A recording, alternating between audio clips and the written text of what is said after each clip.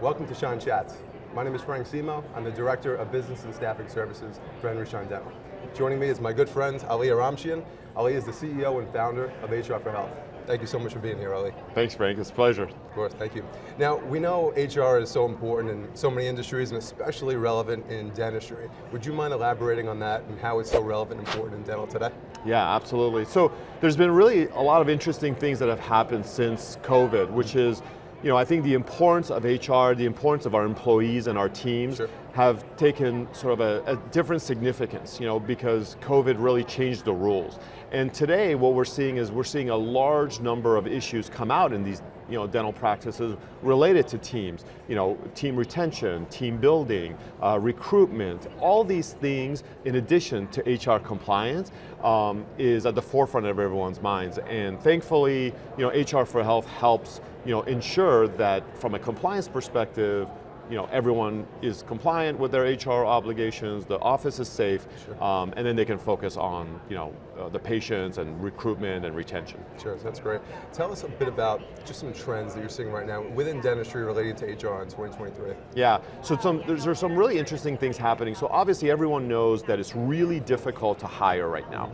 So one of the things we're noticing is most offices are focusing on retaining their best team members and then growing their best team members. So how do you grow? Well, you help them, and empower them to, learn new skills, to take on more responsibility in these offices. And what's happening is that when you're doing that, the employees become so empowered with their jobs that they actually recruit for the office by telling their friends that, hey, this is an office where they're giving me these opportunities. But all of that is sort of secondary to compliance, right? Because most employees want to know that their benefits are straight, they're getting what they need to get as far as maybe 401k, the payroll is on time, all those basic compliance stuff that we see offices sometimes not do correctly. So you mentioned not doing something correctly, and often at times we see it. My experience working with clients, HR is often overlooked. Yeah. So can you tell us a little bit about that with regard to dentistry and why perhaps unintentionally dentists could be overlooking this? Yeah, absolutely. Well, it starts in dental school. In dental school, there's really very little business education that's provided, and so because there's so little business education, HR is never even discussed. So a lot of these entrepreneurs buy their office or start one from scratch, and they're thrown in, and of course clinically they're very strong, right? They've got all the technology, all the tools, but then when it comes to HR, they just don't know. It's not their fault. These are super complex rules that every office needs to abide by, and there's some crazy statistics that talk about what percentage of all the HR rules apply to small business versus the Fortune 100, right? And it's 90%.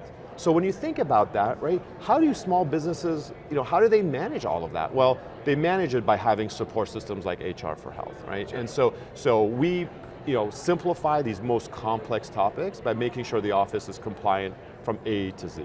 That's great. Now, you mentioned the complexity of HR in the dental practice, really within any industry. So tell us a little bit about maybe some of the mistakes a dentist might make when it comes to trying to implement HR within their practice, or not for that matter. Sure, yeah. So it really falls into kind of three broad categories. The first is wage and hour. This is by far the #1 HR lawsuit against all dentists across the country. And this is not paying overtime, not giving lunches and breaks at the right time, not giving the final paycheck correctly, sometimes not paying the paychecks at all, and being late on that. Yeah, exactly. So that is the broadest category because it's the one that gets dentists mostly in trouble. Then there's discrimination, and this has not historically been a problem in dental, but since COVID, it's become a huge issue. And the reason is because people get COVID and then get terminated. Sometimes they have disabilities, they have long COVID, they have family members with health concerns that maybe are not COVID related, but then they're discriminated against because the office is usually small, there's not that many team members, and so they get terminated not knowing kind of what the rules are. The final category then is what we call sort of unlawful terminations, and these are kind of a broad category of terminations that happen because someone is pregnant, someone is disabled or has been injured on the job, or they're older, right? Those still happen a lot. And so, avoiding those three big buckets goes a long way in terms of compliance. Right. So it's a lot to unpack. I mean, we have termination, we have discrimination, payroll. How does this all affect profitability in the dental practice? Because a dental owner might not realize this could be impacting that profit. Yeah, absolutely. So there's a hard cost dollar issue, and then there's a soft cost dollar issue. So from a hard cost, obviously, if you get sued, you've got employee costs, you've got settlement costs, lawyer costs, you've got all those things that come. And the average settlement is 1 to 2 times someone's annual salary. Wow. So Frank, that's pretty crazy when you think about it, right? Because if someone's making $25 an hour, which is pretty average for a dental practice around the country, that's $50,000 a year. Okay? That means that if that employee sues you, they're going to get somewhere between 50 to 100K. That's without court costs, attorney's fees, and all of that. I mean, that's a massive dollar amount, right? So that impacts them, putting that money into marketing. That impacts them putting that money into technology and CAD/CAM and lasers and all the other cool things that actually increase revenue, right? So there's that side of it. And then there's the soft dollar cost that a lot of people don't realize. So when someone is going through a lawsuit, a practice going through a lawsuit, it changes the psychology of the doctor, right? Because now, what do? They're less trusting of their team, the people who are helping them get to where they want to go, right? So because they're less trusting of them, maybe they don't give bonuses that year, maybe they're not as kind, maybe they're not, they don't give lunches, and all the other things that add to that experience of working for someone, right? So when that happens, then recruitment suffers, retention suffers, right? And then they have to replace more employees. One of the things I'm really proud of during COVID, we were one of the few companies that, advised dentists across the country not to terminate their employees. We said, furlough them, do these other things, because we didn't want the offices to have that repercussion once everything opened up. And what we're seeing now is the offices that furloughed, didn't terminate, but furloughed, have kept those employees, whereas the offices that abandoned their employees. Right.